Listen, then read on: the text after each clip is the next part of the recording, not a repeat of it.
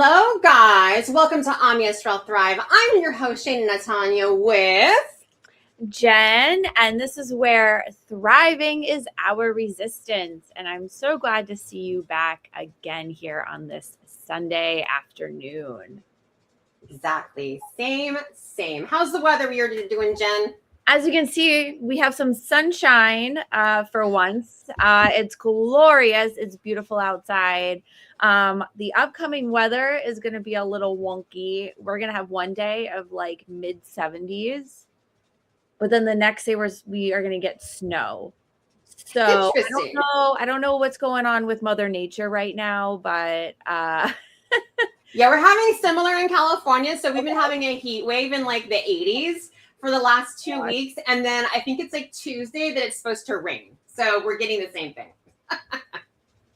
I know I can't keep up with it. Like I'm ready to, put all my winter stuff away. And just when I think it's going to be great, then we get snow. So I'm like, no, let me hold off. And then it's cold for a couple days. And then it's like, all right, spring's here. I cannot keep up. Not at all. I know. So we had no kings yesterday. How was no kings in your neighborhood? I actually was, observing Shabbat. I did not watch anything news related. I'm very proud of myself. I did not check anything. So really, I'm not sure how large things were around in my area, but let me know what's going on in California. I have to say, I'm so proud of you for really like having this self-discipline too, to actually spend Shabbat with your family and to really celebrate it. You're really setting such a good example for all of us. So thank you for that. Yeah, sometimes you just have to, sometimes setting boundaries is good. I'm trying. So, but thank you. You're succeeding. And I did see some video from my local No Kings in Oakland yesterday. And I will say the crowds looked way smaller than they have the last few times it's happened, which makes me happy. And I'm also seeing a lot more of like the far like communist left propaganda being torn down all over the place in the Bay Area. So that kind of gives me a little bit more hopefulness as well too. Speaking of communism and so on and so forth, I've been seeing a lot more sympathies towards communism, and I understand like communism in its theoretical ideology. Yes, it sounds great. From someone who has studied Soviet history, we know the pitfalls that can happen or have happened. So it's so fascinating for me to see memes around on social media. Tell me if you've seen these as well. Because the Epstein files were in the United States and not Putin and not North Korea, their form of government or what their government used to be is better than what we have, and absolving all of the atrocities that happened under that type of government just is mind-boggling to me. And just like the sympathizing of Stalin as well is just completely mind-boggling to me. I don't know if you've seen that yourself. Oh, what I've seen literal like 20-year-olds say this, that communism was never done, quote, the right way, and they will do it the right way. And I also heard, I saw a quote, I can't remember who this was from, but it was a very on top of it quote. And basically the quote was saying that utopists, people that want a utopian society are always the ones that end up de-evolutionizing society into a dystopia because they just are so angry, and because they couldn't have everything they want, they're just going to burn everything down. And I feel like that's exactly what I'm seeing with all the double think as well too. Like, I'll take this issue, the Uyghurs in China, right? So if anyone that doesn't know, there is a small minority of Muslims in China that are literally being put to death for nothing more than their religion. They are put into work camps. They're just not treated equally. And I don't see any of the communist left, who also is very pro-Palestine. Why are they not speaking up for these Muslim lives? Because I believe all lives do matter. I really believe that the Uyghurs in China should be advocated for. And speaking of advocating for minorities, I think another issue, I just saw this pop up just now. The Pope had made a statement this week, talking about he's very upset about what's going on in the Middle East, rightfully so, but hasn't said anything about what the massacre that's going on in Nigeria with Christians there. Again, the double standard, just this hyperfixation on just Israel is just it's I can't wait for 20 years from now to read books about what has been going on here with all of the 2020 hindsight, and just to get like a really good overview of just how things led to this moment, This will be a very interesting time to piece apart. Yes, in the future. Very much so. So I look forward to reading all of the things put together, So our rose and our thorns this week. I just wanted to say one of the best positive things for this week was getting off a political side of Instagram and Reddit. And I literally have been scrolling through recipes for Passover, because Passover is coming up in a couple days. Of course, it has to be on April Fool's, like of all days.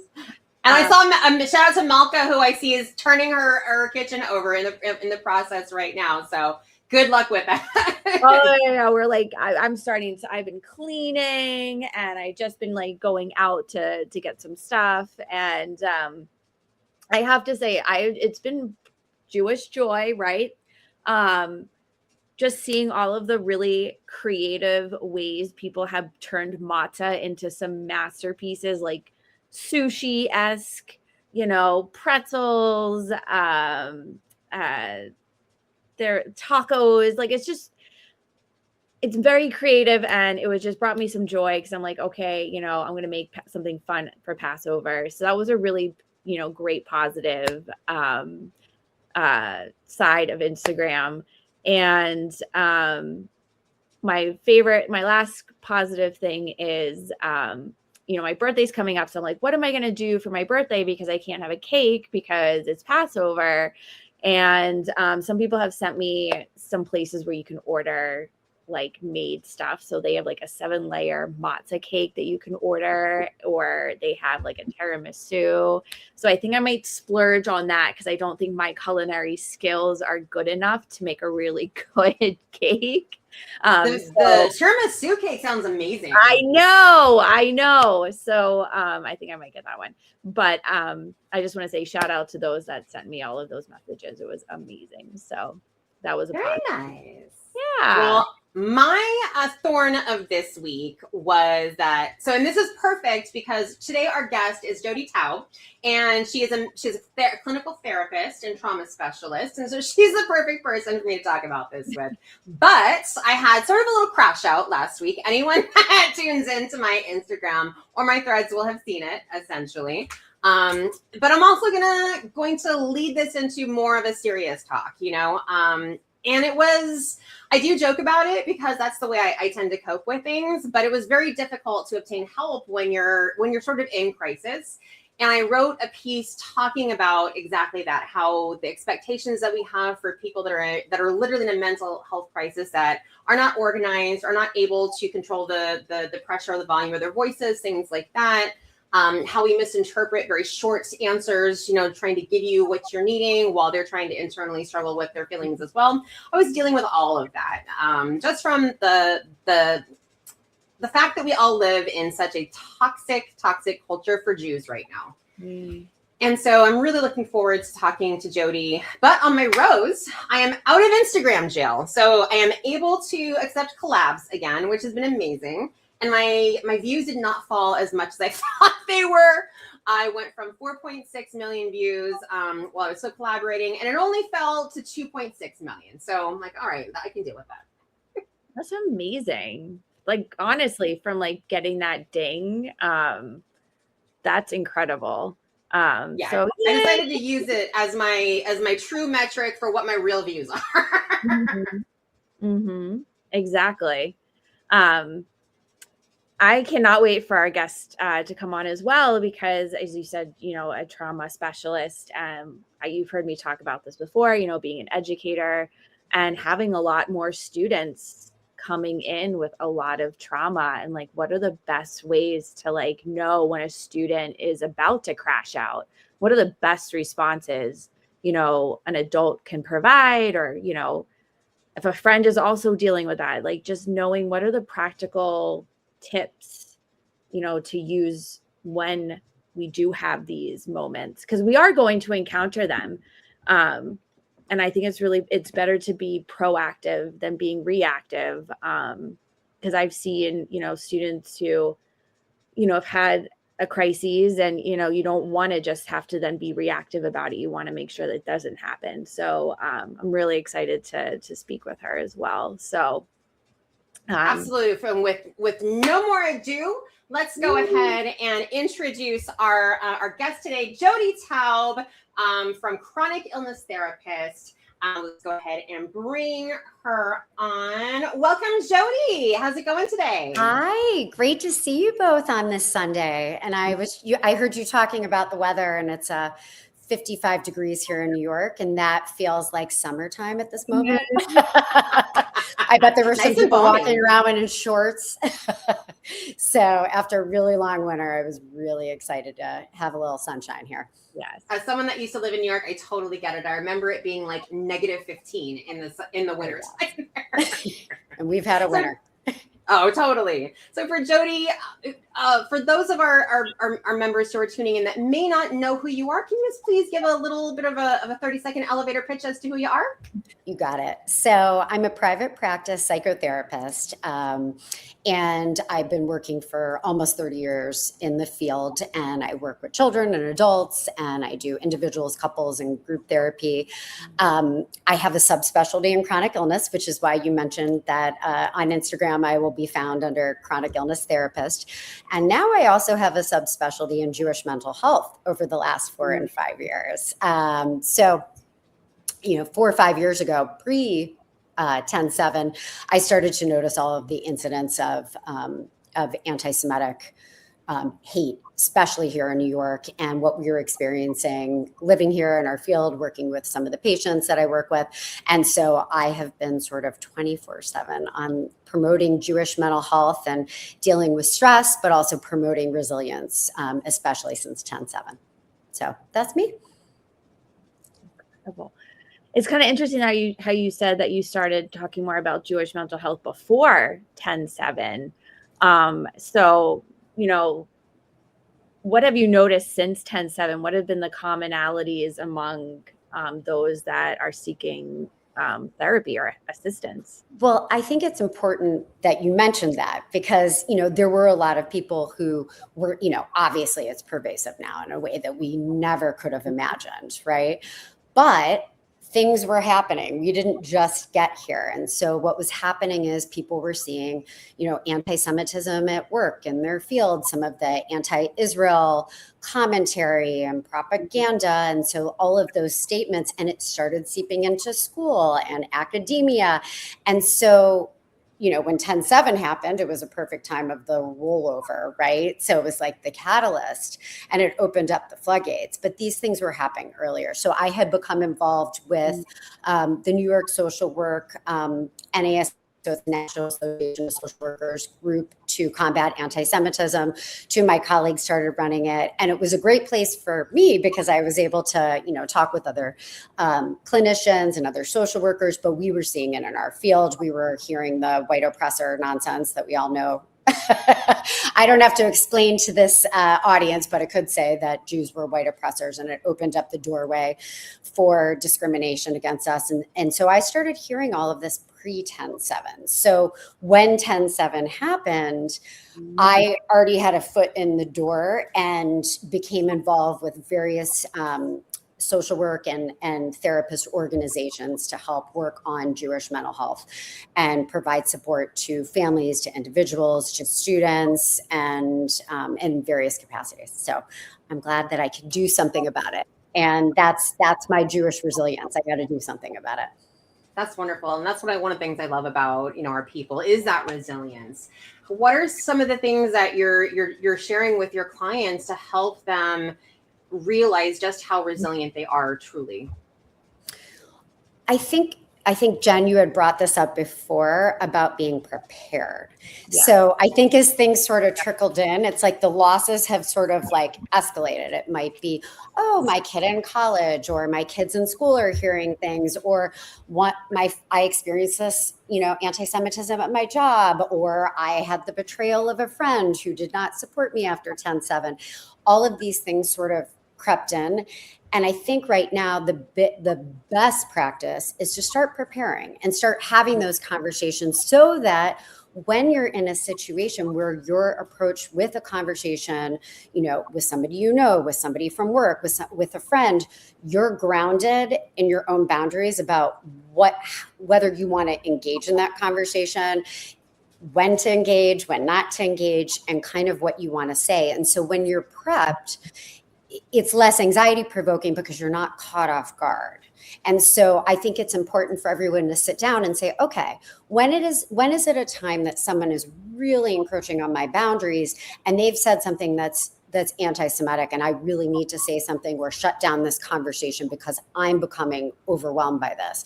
And it could be online. So you might be engaged in a WhatsApp chat, or you're in some sort of group where somebody says something and they've really, offset your boundary. Do you engage in the conversation? Do you say, hey, you know what, it's better for me to sit on this and not say something that's going to be online and I regret later? Or do I decide that, hey, this isn't a space I feel comfortable with anymore, and I'm going to remove myself from the situation? I think it's really important, like you said, is it something to sit on, or is it something to just remove yourself from? And I noticed myself asking that exact kind of like question when I see a comment on Instagram, or I see something on the news. My immediate response is I want to like say something, because like if I stay silent, I let them win. But I'm noticing now, like, it's very draining. Your mental health, you're just always irritable, you're angry, you're just waiting to like just be rage baited. But like taking the minute to just kind of like take a deep breath and say, do I really need to take up this particular cause? Because I know that there's Shayna, who I'm sure has already written something amazing, and I don't need to do that. I can just support her post. Or do I just remove myself? Like, I just block the account now. Like, you're on my thing, I delete. And I think it's really powerful for people to also, like, it's hard. Don't get me wrong. It is extremely hard. But like what you said is just so powerful. Like, just, do you sit on it, or do you just kind of like take yourself back? Just really resonates with me, especially with the online platform. Yes. I said, take a 15-minute rule. Give yourself 15 minutes, right? Because sometimes we're responding in the context of hearing difficult information, right? So like if you're responding and you're vulnerable and you just heard of an anti-Semitic incident or something that's happened in the news that's going to either frustrate you, anger you, you're having a traumatic reaction to it. If you take 15 minutes, you can usually make a better decision and say, okay, maybe I'm still angry, I'm going to sit on this tomorrow, or maybe I'm going to respond because I think this is really important. It allows you to reset a little bit. I really like that. So I work as a case manager with justice impacted folks. That's one thing I always share with them too, is because there's a lot of impulse control, a lot of anger issues. And so I'll share with them, it takes you about 7 minutes to typically cycle through any emotion. So, breathe through it, talk it out, things like that.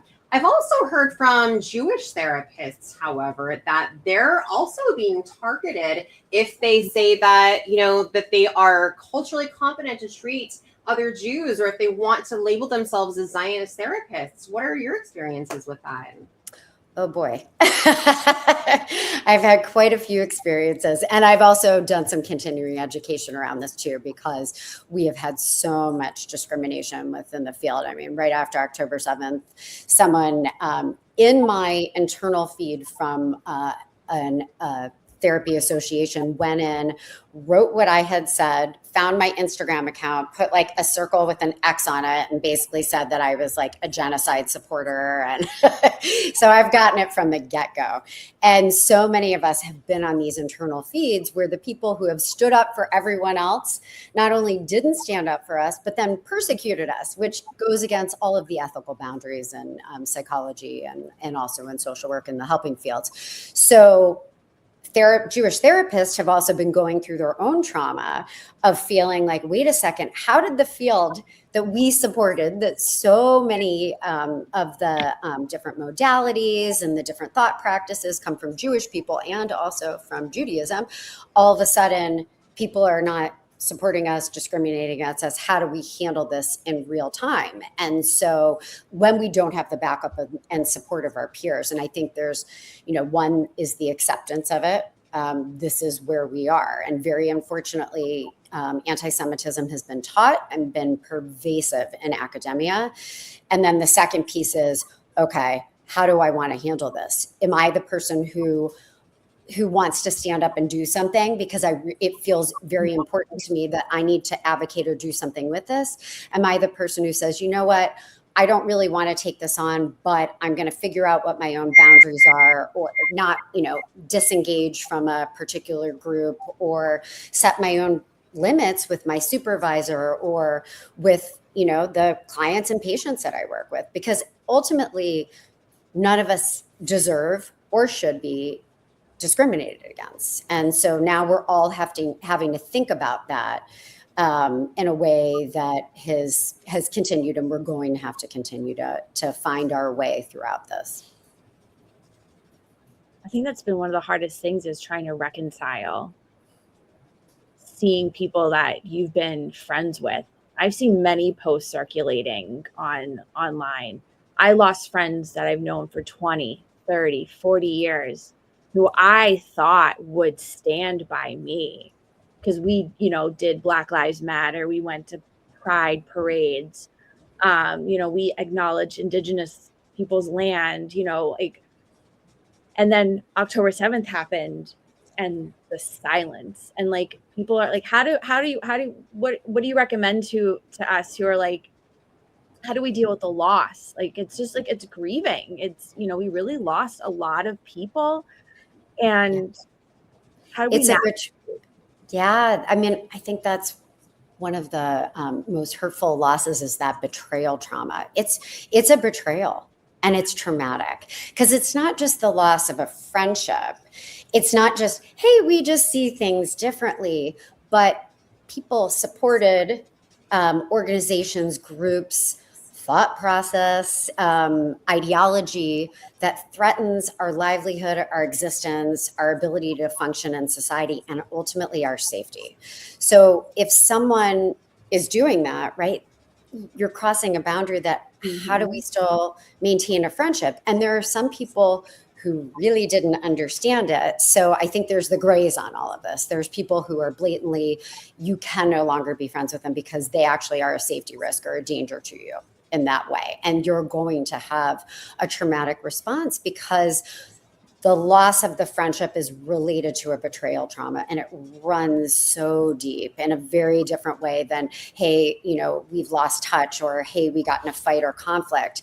And acknowledging the depth of that is really important. And then the decision to say, okay, I don't think I can still be friends with this person. Now, there are going to be some people that, if they ask the right questions and say, hey, I'm really sorry, I didn't realize where this landed. Is there room for repair? Those people are in a different camp. Yeah. But I think the losses that we've all felt, I think, one, acknowledging that it's a betrayal trauma; two, acknowledging the depth of the loss; and three, engaging in the connection with other supportive people, because that's the repair, right? So like, as the question you asked me earlier, Jen, was how have you dealt, with other Jewish mental health therapists? That's been the best thing that's come from October 7th, is I have amazing Jewish therapist friends and peers that I'm in touch with on an ongoing basis, and the depth of our friendship through the trauma has brought us, a lot of joy. And so dig into that. Like, that's what we're good at. We all know our special secret sauce for Jews is building community and resilience. And so you build the resilience through that. So I encourage people to get involved with a Jewish group, organization, synagogue. It could be like, all right, I want to do a Jewish cooking class, or I want to, go on a travel adventure, or I'm going to join a synagogue. Do something that grounds you, and then you get to build community from the community that you lost, which is meeting you where you are. I can't agree with you more. So right after 10/7, one of the things I did, because I lost a large majority of my friends right after 10/7, was I joined a synagogue, and they had a women's group. They do like, it's not just religious stuff. They actually do social things as well. And so I know a lot of Jews who may be, not religious, maybe kind of like, I don't know about that. I would just encourage you also to kind of check it out, And one of the things I was wondering is, it seems like there has been an uptick in just like blatant anti-Semitism, like using the K word, using like big hooked nose memes, like things. I have to wonder, like, are these people that are just doing it because it's trendy, or do they actually feel this way and we're just not saying it because it would have been, socially unacceptable? What are your thoughts? I think it's both. But I also want to go back to your suggestion about joining a synagogue. I did the same thing this year, and it has been fabulous. And so I definitely encourage people. I mean, they just have inherent social connectivity and groups and things you can get involved in. And it's the easy way versus like being on your phone and being like, which organization do I join and what do I want to do? It's all there. But I think the other piece of this is acknowledging it actually doesn't matter. And I've thought a lot about this, like, well, maybe if their intention is okay, it's okay that they're saying the apartheid, genocide, colonizer, blood libels. Maybe if I understand that this person doesn't understand it, so if they're protesting and they're causing, other students or people to feel unsafe, the person is causing unsafety. Like it really doesn't matter. At the end of the day, it's what they're doing that is wrong. And this is the playbook from Nazi Germany. The same thing happened, as we know, for any of us who have studied that time period. Looking back, how did this happen? Well, it happened because the majority of these societies started to believe the propaganda, accepted some of the discriminatory comments and belief systems. So I think what's happened over time is people are integrating this, they're normalizing this, they're learning it at school.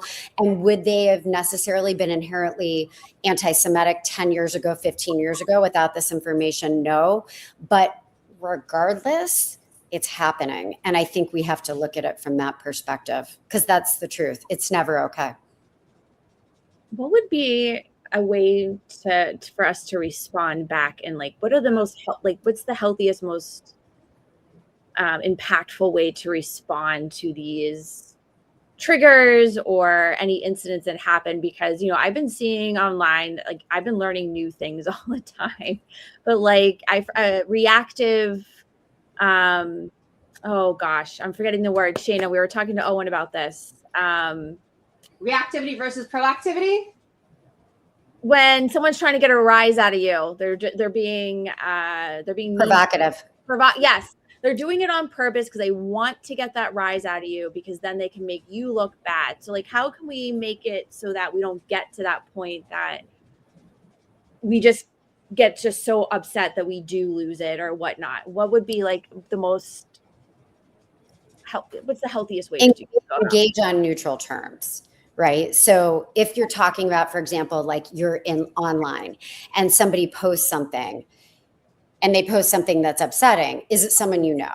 Is it a place where you actually could say something and there's some people on there who may listen to what you have to say? Mm-hmm. Or are you posting on a site or on someone's feed where all you're going to get is people sort of yelling back at you. And so you're kind of screaming into the void. So I think in those circumstances, unless it's really important to you and you're grounded and you've made the decision, I want to advocate, I want to speak, I want my voice to be heard. And there's times that people want to do that. And there's times that people don't. Mm-hmm. You need to know where you're coming from. And if you're not ready to engage in that, then don't. And also look where it's coming from, right? Mm-hmm. So like there's a particular person on one of our therapist feeds that no matter when a Jewish person posts anything about something happening, any of the anti-Semitic events, the hostages, Israel, she will come on. I'm saying it's a she.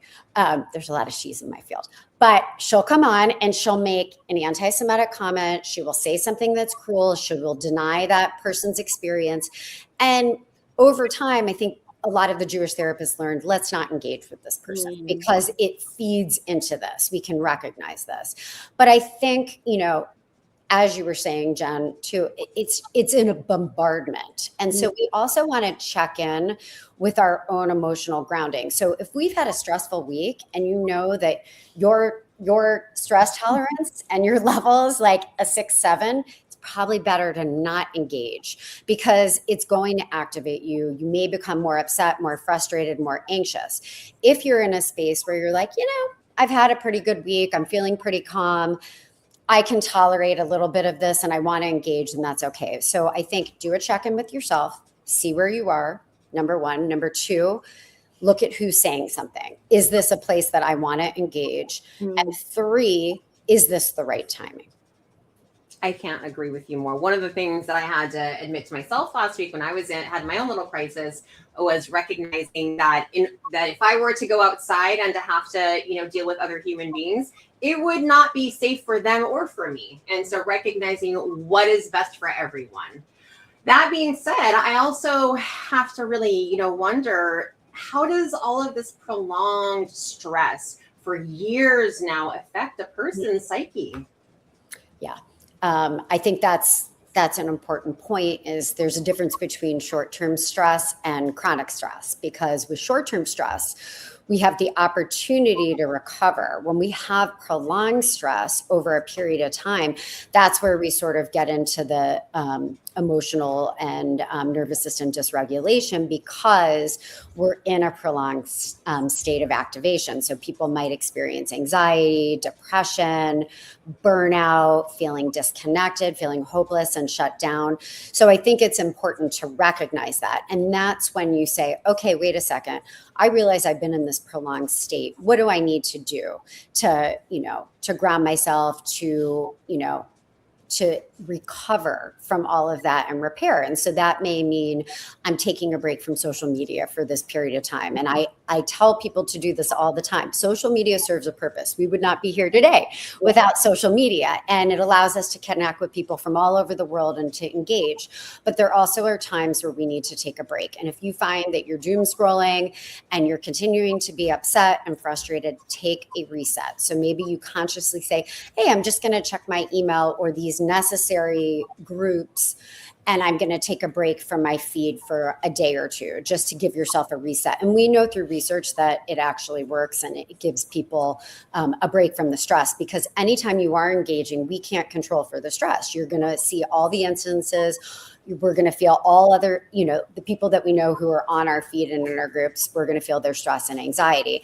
And then I think to continue to use grounding techniques that we know that work. So getting outside, sticking with routines, doing joyful activities, using creativity. So engaging in something that feels creative. It could be, an art project. It could be cooking.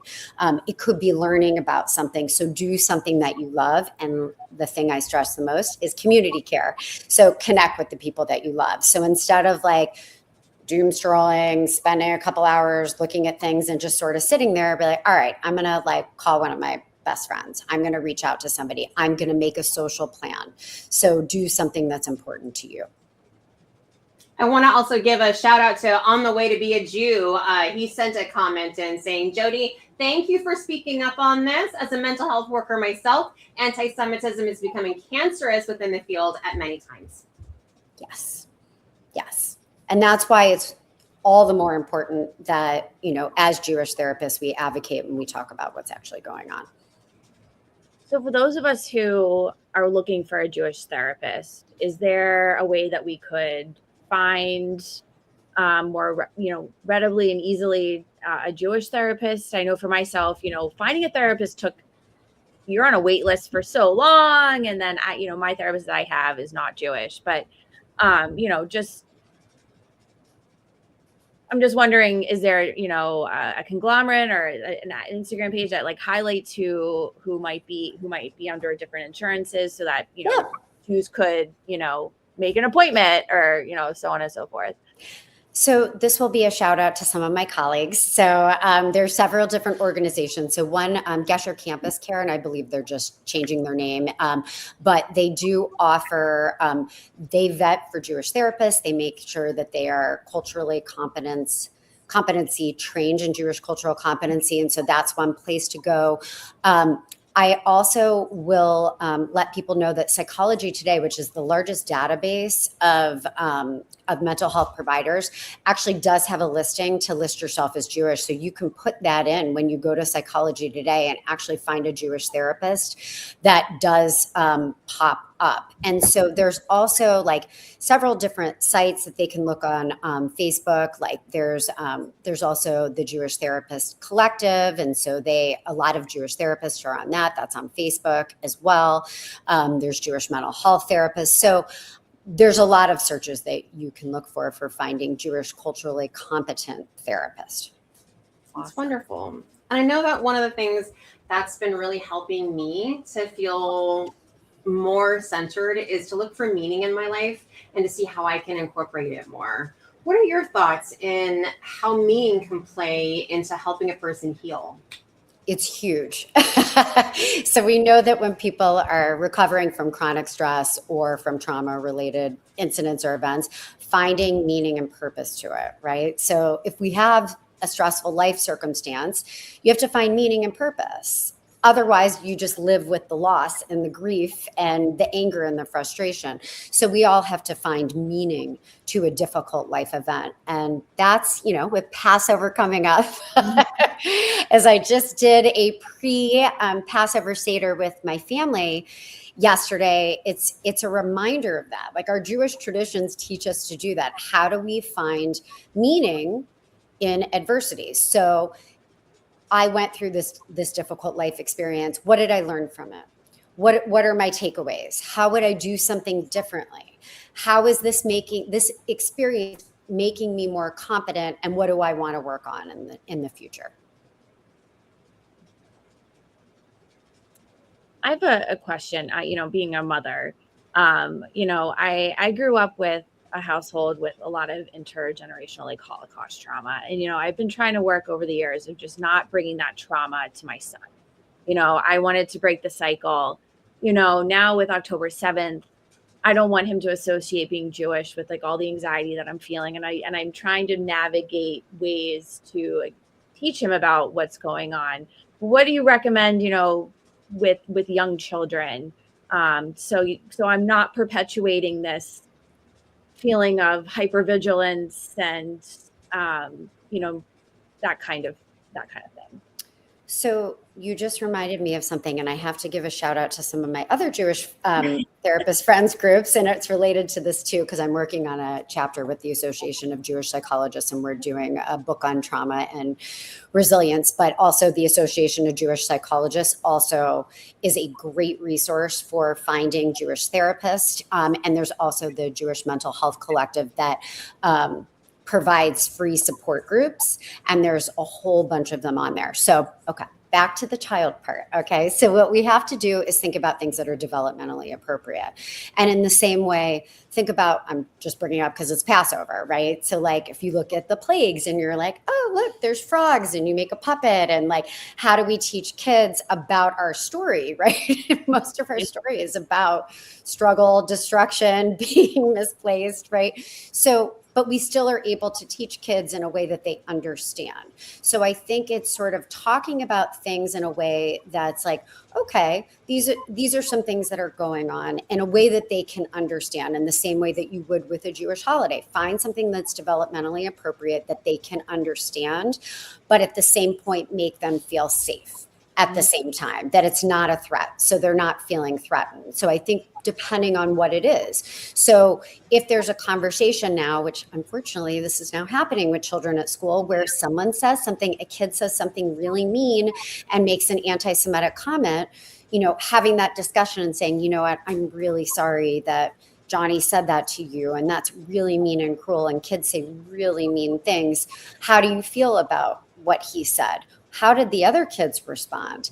If this is going to happen again, let's talk about how we can handle it the next time, so that you kind of normalize the experience in terms of how do we address it, and how can I help you work through it so it doesn't feel as scary.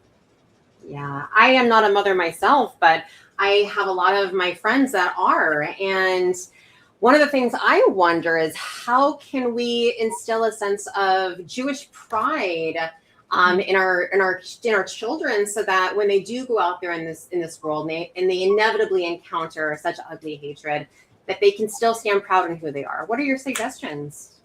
I mean, Shayna, that's the key, right? Is making sure that your kids have the experiences of being around Jewish kids, having that Jewish identity, is going to camp and going to Sunday school and getting involved with a Jewish organization that they can become involved with and make friends, because that's it, right? That's why do all of us endure this? Those of us who are proud Jews, proud Zionists, do this because we know the beauty of it and the gift of being Jewish. There's nothing I'm more proud of, and obviously the two of you too. Clearly. Otherwise, you wouldn't have the Am Yisrael Thrive podcast.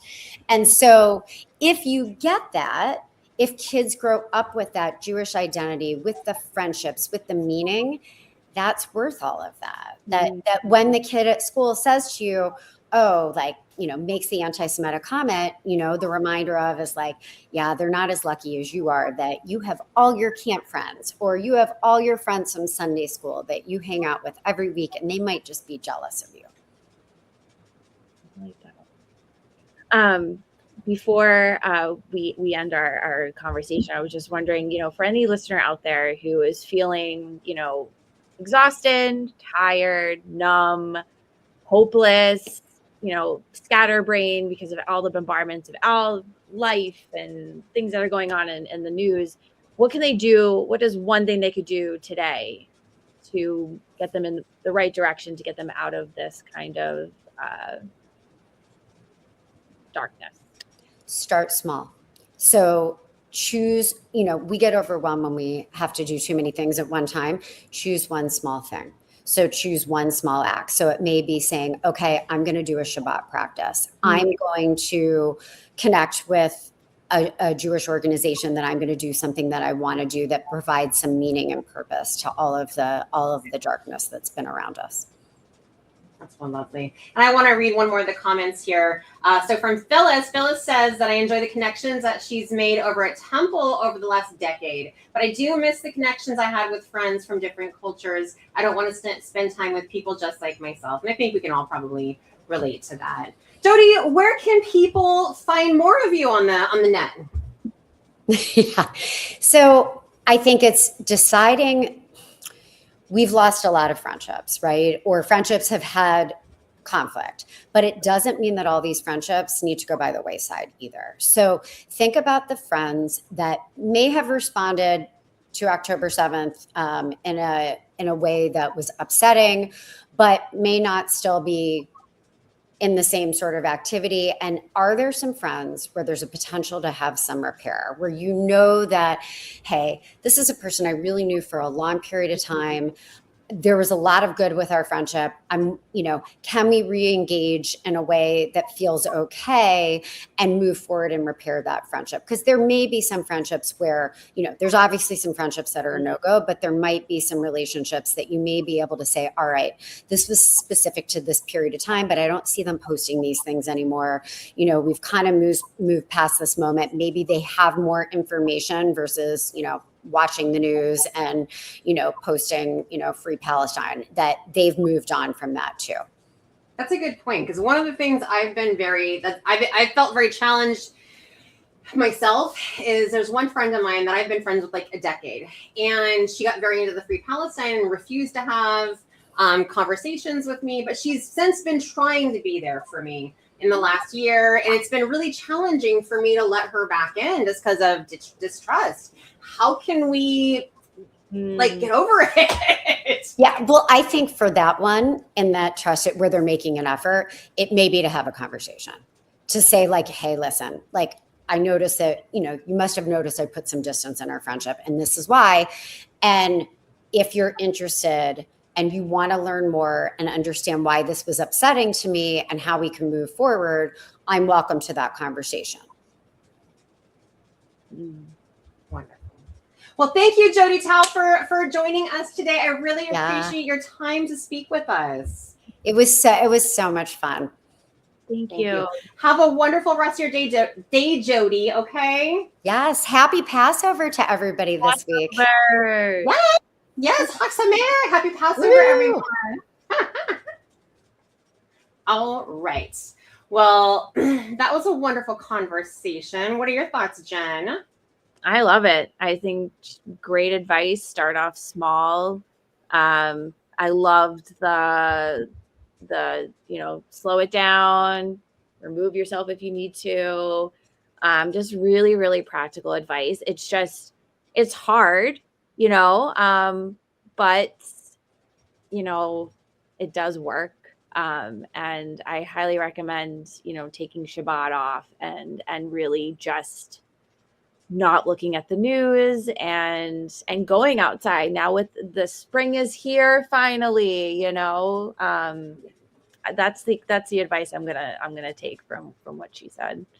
One of the things I really like that she said as well too is really to identify, is this person coming and arguing in good faith? Because I think for so many of us, especially with conversations on the internet, we can gauge whether this person is actually coming to have a genuine conversation or if they're just coming to spew hateful rhetoric, right?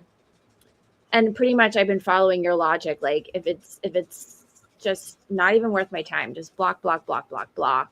And I've been doing, the quick, do they have a profile picture? If not, automatically, I know it's a bot or something. Like, why am I wasting my time? Just block automatically. And I've noticed, like, I've been seeing people argue how I used to be arguing too. And now I'm like, it's not worth it. Like arguing with someone with 5 followers, a non-profile picture, for what? I know. And this may be like me being like weird or crazy, but then there's a part of me that feels like, okay, they're like all these bots are like using up our energy just fighting with them so that we can't like fight the real enemy, which is like in real life. You know what I mean? And that's, exactly. Puts things in perspective. And I think, again, getting off social media for even a day, it puts in perspective that this is not real life. There are like, what you see on social media is so hyper fixated because it focuses on your algorithm, your niche. So of course you're going to be bombarded with anti-Semitism because that's my feed. Like I'm trying to combat that. But when I go outside, I wear my Star of David and I'm so luckily, thank God, I have not had to experience such hate, so it's that disconnect as well, I do think that the internet makes things feel more intense than they actually are in real life for many of us. Yes. I mean, I'm not saying like anti-Semitism is not getting, it is intense right now. But, right now in my backyard, again, like it's not, I'm not seeing everyone going, Jew, but totally. But it does give you like, okay, it's not a representative of the whole society.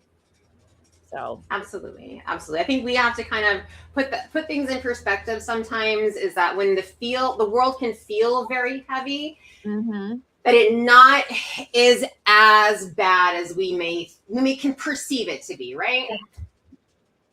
100%. So wonderful. Yes. Well, we want to thank everybody for joining us today. Thank you for tuning into Am Yisrael Thrive. Where thriving is our resistance. I hope you go out there and take on today and have a wonderful Passover, guys. We'll see you next week.